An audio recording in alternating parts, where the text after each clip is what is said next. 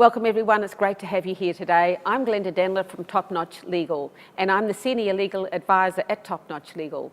For a few weeks now, we've been talking about embedded networks, and today is our wrap-up. So in the past, if you've been watching, you will have seen me interviewing some key participants. I interviewed Julie McLean from Ace Body Corporate. She is a body corporate manager who works extensively with body corporates that run embedded networks. I then spoke with Andrew McMeekin from Energy On, which is an embedded network operator. And last week, I spoke with James Pearce from E&M Solutions, which is an embedded network manager. We're going to switch roles today, and Julie's actually going to interview me. So I'm going to welcome Julie, but she's going to switch the tables on me. So welcome, Julie. Thanks, Glenda. Great to be back.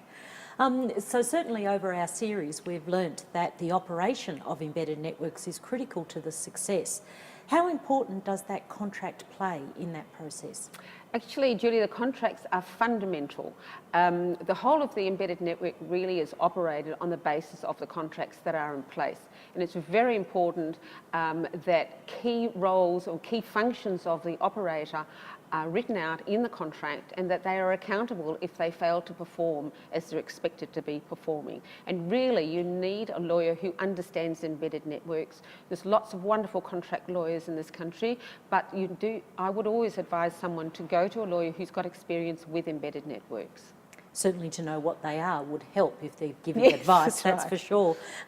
How important is it to get that contract checked by a lawyer who specialises in embedded networks? Well, again, for the same reasons, there are lots of what I would call gotchas in this area.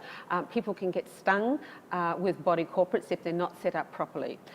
There's lots of advantages, certainly financial advantages if they're run properly, and the contract is crucial to that. So always have contracts checked. They should always be checked by lawyers anyway because they're legally binding, and you want to be sure that you're happy with what you're legally bound to.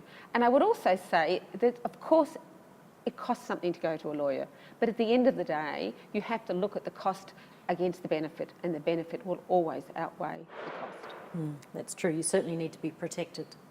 And when do you typically get involved? Well, there's two scenarios mainly where I get involved. So one of them is a new development. We usually call that a greenfield development. Developers will often set up embedded networks as they're creating the development, and often those embedded networks will get transferred across once the, say, an owner's corporation is set up. And I will get involved at that early stage with all the documentation and setting it up. And I not only set up the agreements between the operator and, say, the owner's corporation or the body corporate, but it's also the agreements that have to be between the operator and every occupier at that site. The other scenario is what we call a brownfield development, where you convert. So you may have a large multi-tenanted environment that's been operating under a standard arrangement for many years and has seen the advantages and now wants to convert to an embedded network. So in that situation, I would need to look at the existing contracts and also create the new ones for the embedded network. Thanks, Glenda. Well, I've got a general question for our panel, and I'll start with you, Glenda, before switching to Andrew and James. If the body corporate is not happy with their current agreement, what are the steps that a body corporate committee should start with in order? Okay, so Julie, from a legal point of view, they should go to a lawyer, again, one who understands embedded networks, who will take a look at the existing contracts to see if there's a failure on the service provider and there's a right maybe to terminate the contract. The lawyer needs to go through it with a fine-tooth comb to see if they can get out of it. Unfortunately, in some cases, they're unable to, and they've just got to play out the contract, which might be another year or two to run. But from a legal point of view, a contracts point of view, definitely you need a lawyer to see if that contract can be broken. Okay. Andrew, what role can you as the service provider help a committee decide how to get themselves out of or improve the contract they're in? Well, I think the critical part for the committee is to understand what benefit they will derive from the building. So part of the role that we would perform would be to do an evaluation of the building and actually give the body corporate a clear understanding of exactly what benefit they could hope to derive from that. If, as Glenda said, they're able to get out of the contract, there may be metering changes required, there may be a whole bunch of other small technical things that are required to reactivate the network with a new operator, and we would make sure that we took care of all of those. But the first thing is to genuinely know that there is a benefit to be made from the network, and that's come to us. We can do a very simple, no-cost evaluation in a very short period of time and say, yes, it's going to be worthwhile you doing this, or no, don't even bother. So that's where we'd come in. So the metering is really important in that, because those meters will belong not to the body corporate.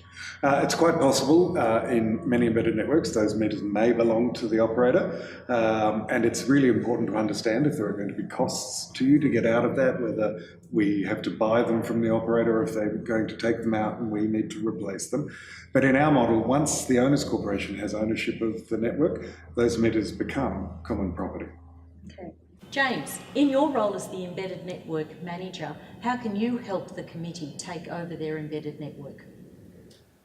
Good question. So certainly there's a lot of rules and regulations around embedded networks, and recently we've seen substantial changes in the market for consumers, and that is the right to choose their own electricity provider. And so understanding the rules and requirements around taking over the network will be very important. The extension to that will be that if you're looking to take over the network, you'd have to make sure that all of your customers within the embedded network are very well informed about the fact that they're in an embedded network and these new changes surrounding their rules to choose their own electricity provider. So from our point of view, the importance will be understanding what the requirements are for the body corporate or the committee and what they're taking on when it comes to taking over an embedded network, and certainly how that would then affect the customers within that network. And there is a process that we would follow to implement something like that. Okay, that's great, thanks. So Glenda, back to you. The committee, in order for you to advise the committee correctly, you're going to need substantial records that the owners corporation or committee may have at their fingertips, that's right. like obviously the existing contract. You might like to see what other sorts of things that would help you provide that advice of the next steps, or to compare whether the contract is. Yes, well, I would say a big thing would be we would want to check that they had been paying the parent meter, because this is something that comes up from time to time, and I think Andrew would have quite a lot to say about this, but that is something that absolutely has to be checked. So I would certainly want records about to prove that the operator has or has not been performing as they're required under the contract. So it is a performance type contract, so things like how they charged, whether they paid on time, what they charged, etc. That's right. Sort of KPIs, if you like, within the contract. And followed up on bad payers, debtors. They were followed up properly. So there's a whole range of things there. Yeah. So just as we, finish on that, are there any extra tips that you'd like to pass on? Well, are there any extra tips? My tip would be look at the links below if you haven't got an embedded network, and make some inquiries. If you're an embedded network, if you're a residential embedded network, you probably need to have at least 30 units to make something viable. But if you're a commercial or industrial multi-tenanted environment, it's probably worth contacting an operator. Certainly we'll have some links below for you. You can contact any of these people to find out if you could benefit from an embedded network. And I'd like to thank you all for watching, and we hope we'll see you again soon.